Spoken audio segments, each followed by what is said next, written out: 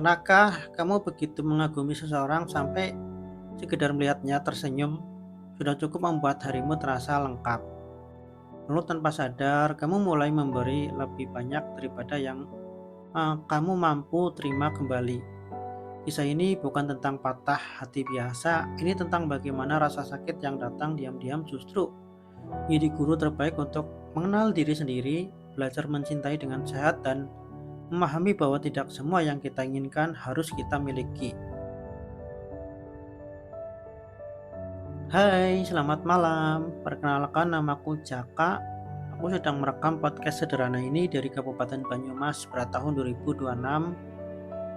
Tidak ada musik pengiringan malam ini, tidak ada suara yang dibuat-buat agar terdengar dramatis, hanya ada suaraku dan mungkin kesunyian yang sedang menemani kalian di balik layar. Kalau kamu sedang mendengarkan ini dalam keadaan lelah, sedih, kecewa, atau bahkan sedang merasa sendirian, semoga cerita ini bisa menjadi teman kecil yang duduk di sampingmu malam ini. Ada satu masa dalam hidupku ketika aku sangat mengagumi seseorang. Lucunya, sebelum benar-benar mengenalnya, aku sudah lebih dulu menyimpan rasa kagum itu selama bertahun-tahun. Aku bahkan pernah berdoa dalam diam, meminta kepada Tuhan agar sesuatu hari nanti dipertemukan kembali dengannya.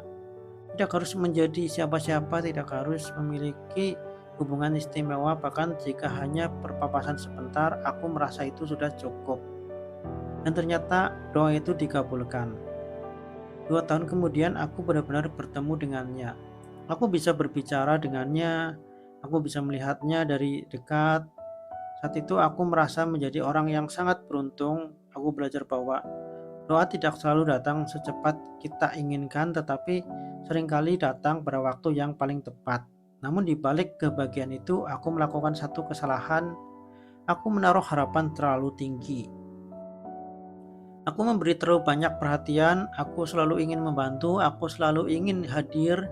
Aku berpikir bahwa semakin besar kebaikan yang aku berikan, semakin besar pula kemungkinan aku akan mendapatkan hal yang sama.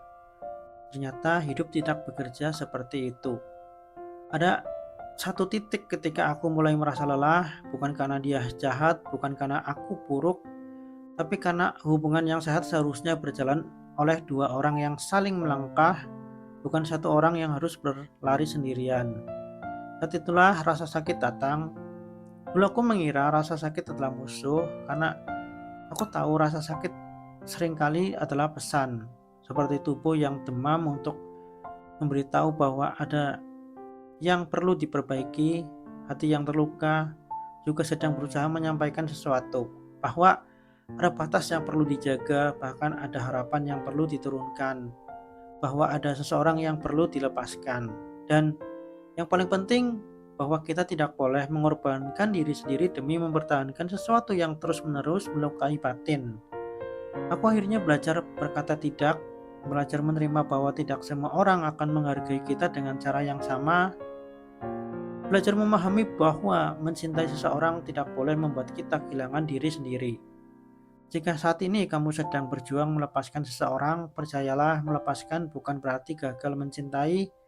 Kadang justru itulah bentuk cinta yang paling dewasa, karena kebahagiaan tidak lahir dari siapa yang tinggal dalam hidup kita. Kebahagiaan lahir dari bagaimana kita memperlakukan diri kita sendiri. Jadi, jika malam ini kamu sedang bersedih, jangan buru-buru membenci rasa sakitmu, dengarkan. Mungkin ada pelajaran yang sedang ingin ia sampaikan, dan siapa tahu luka yang hari ini terasa begitu berat, suatu hari nanti justru menjadi alasan mengapa kamu tumbuh menjadi pribadi yang kuat, lebih bijaksana, dan lebih damai. Tetap bertahan, tetap berjalan, karena sejauh ini kamu sudah berhasil melewati begitu banyak hal yang dulu pernah kamu kira tidak akan sanggup kamu hadapi.